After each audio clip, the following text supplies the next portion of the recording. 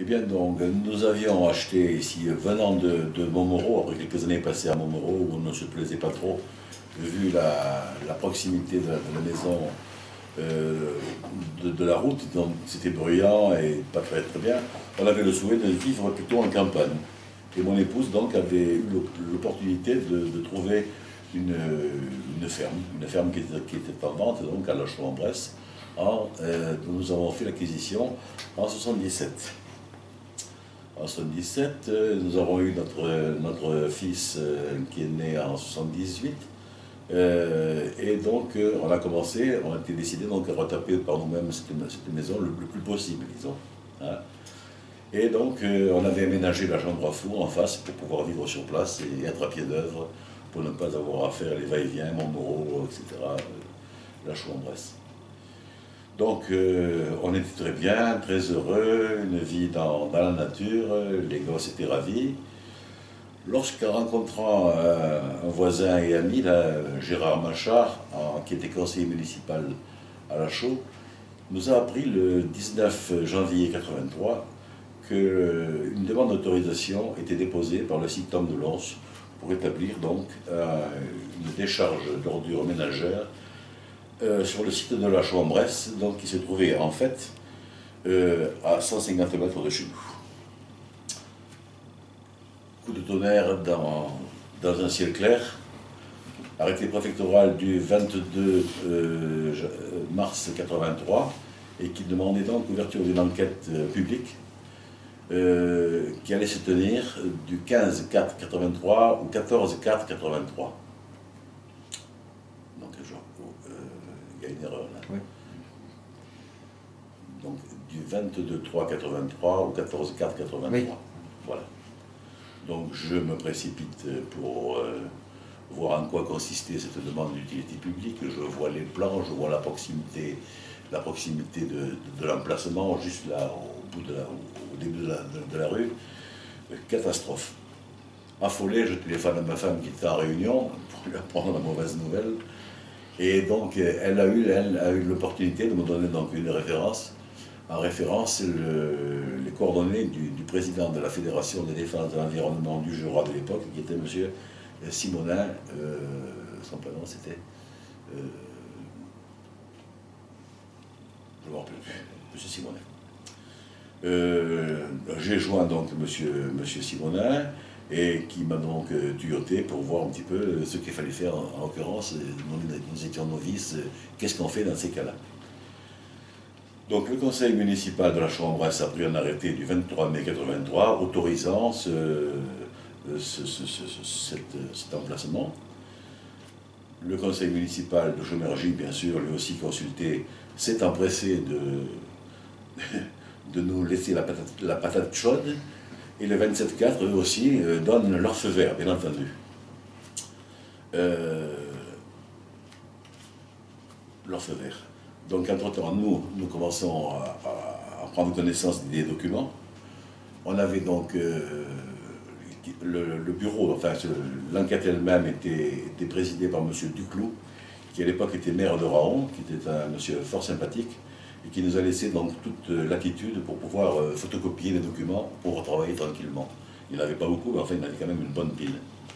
Alors, par les procédés de Sioux, il a fallu tirer, parce qu'à l'époque, à la mairie, il n'y avait pas de photocopieuse, il n'y avait pas de téléphone, il n'y avait rien du tout.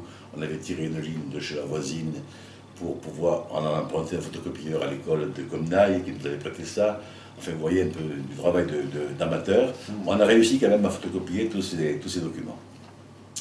Donc, on a alerté bien sûr la population, et on a créé aussi tout de suite une association de défense de l'environnement que je présidais.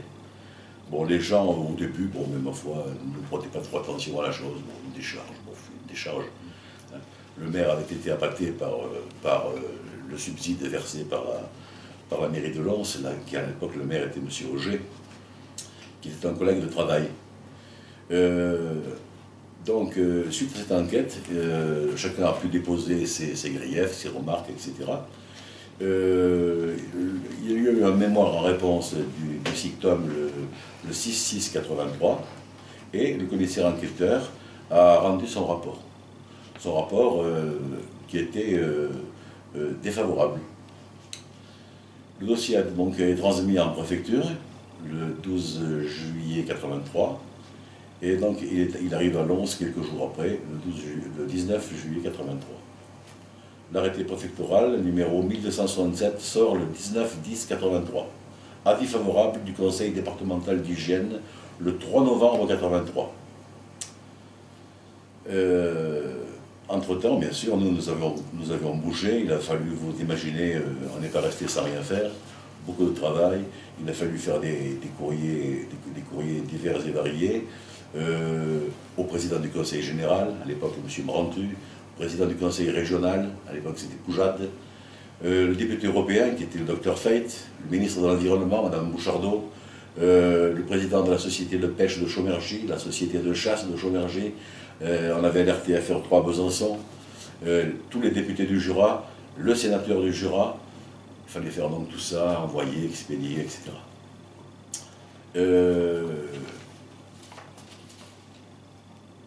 Suite à quoi donc, on a demandé un entretien auprès du préfet. Entretien, donc il nous a accordé une entrevue le 10 novembre 83. Le 10 novembre 83, je me rends avec mes dossiers et un copain, c'était pas un copain, en fait c'était une relation, c'était le président du GADEN, c'est-à-dire c'était le, comment dirais-je, la Société de défense de l'environnement du Pin. Le premier projet de décharge était prévu au Pin, donc il avait échoué. Ensuite, il était prévu à Villeneuve-sous-Pimont, il avait échoué. Marnon, il y avait eu encore un échec. Plénoiseau, il y avait eu encore un échec. Messia également, ils en étaient même venus quelque peu aux mains, là-bas, ils avaient cassé du matériel. Et finalement, ils avaient abouti à la Chaux-en-Bresse. Donc tout ça, inutile de vous dire, chaque fois, c'était des frais de dossier. Et ils espéraient donc emporter leur affaire là.